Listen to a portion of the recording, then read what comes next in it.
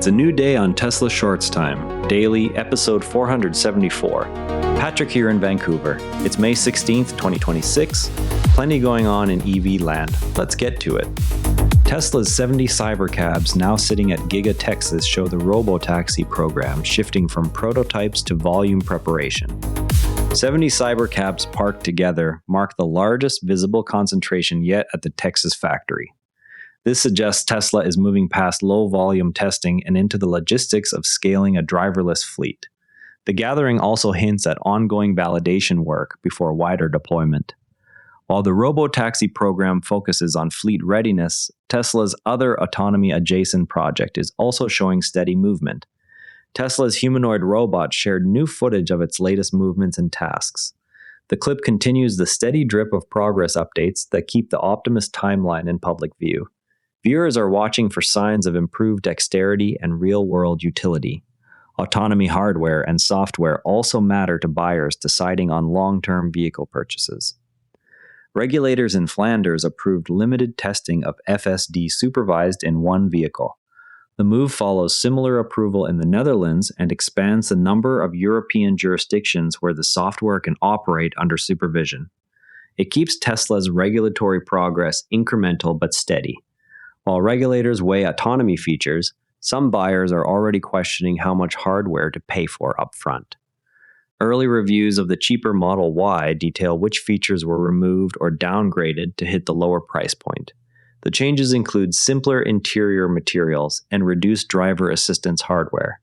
The approach shows Tesla prioritizing volume over loaded specifications in key markets. Volume-focused moves like the cheaper Model Y sit alongside Tesla's push into commercial vehicles.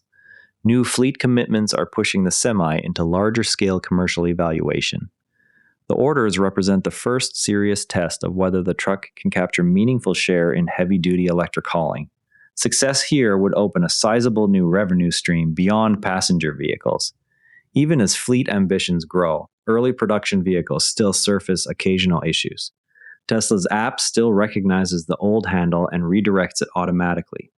The small detail shows how the company maintains continuity for longtime users even after handle changes. It also illustrates the level of polish in account management features. A Reddit user weighing an Ioniq 5 against a Tesla or BMW is asking whether paying extra now for self-driving hardware makes sense for a long-term owner. The post highlights real buyer hesitation about retrofit options and future-proofing costs. It reflects broader consumer uncertainty around when and how autonomy will arrive. Iona's CEO discussed the company's charging expansion plans and competitive positioning. The interview covers site selection, reliability targets, and how the network aims to win over Tesla drivers. It shows rivals treating Tesla's charging infrastructure as a benchmark rather than an afterthought.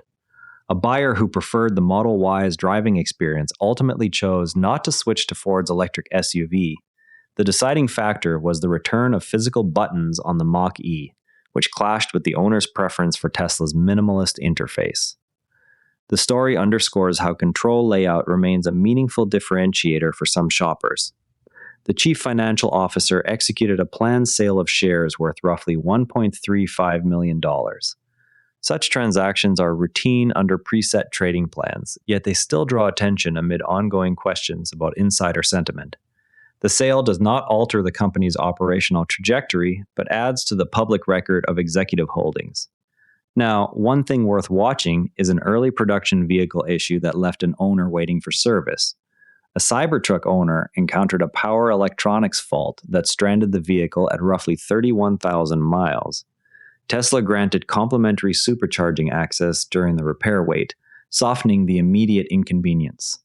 The episode shows both the persistence of early production issues in the Cybertruck and the company's willingness to use service gestures to maintain owner relations.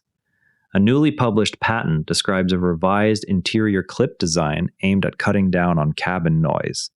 The filing shows Tesla continuing to iterate on basic hardware details, even as attention focuses on autonomy and robotics. Small refinements like this can accumulate into noticeable quality improvements over time. Taking a step back, the patent for a revised interior trim clip quietly challenges the assumption that Tesla's cost-cutting inevitably produces lasting quality shortfalls. The filing targets a specific source of cabin noise that has drawn repeated owner complaints across multiple model years. It shows the company still allocating engineering resources to incremental hardware fixes, even while major programs like autonomy and robotics dominate external attention. The detail matters because rattles and vibrations are among the most tangible daily frustrations for owners, who otherwise accept Tesla's minimalist approach. A single redesigned clip will not transform perceptions overnight, yet it demonstrates how vertical integration lets Tesla address such issues without waiting for supplier cycles. When the same team controls both the vehicle architecture and the fix, small changes can propagate faster than they would at traditional automakers. Over time, this pattern suggests Tesla can tighten fit and finish without abandoning its volume-oriented cost structure. The real test will be whether these refinements reach production quickly enough to influence buyers who currently cross-shop against more conventional interior executions. Community members are discussing the willingness required to bet on Tesla's long-term bets like autonomy and robotics. The conversation captures the mix of excitement and unease that comes with holding through multi-year technology cycles. It reflects the investor mindset that has defined much of Tesla's shareholder base. Keep an eye on further European regulatory decisions and any fresh Optimus task videos that may surface in the coming days. That's your Tesla news for today. TSLA closed at $415.50, up 0%. If you found this useful, a rating or review on Apple Podcasts or Spotify really helps new listeners find the show. You can also find us on X at Tesla Shorts Time. I'm Patrick in Vancouver. Thanks for listening, and I'll see you tomorrow. This episode used AI voice synthesis of my voice. Editorial selection and analysis are my own.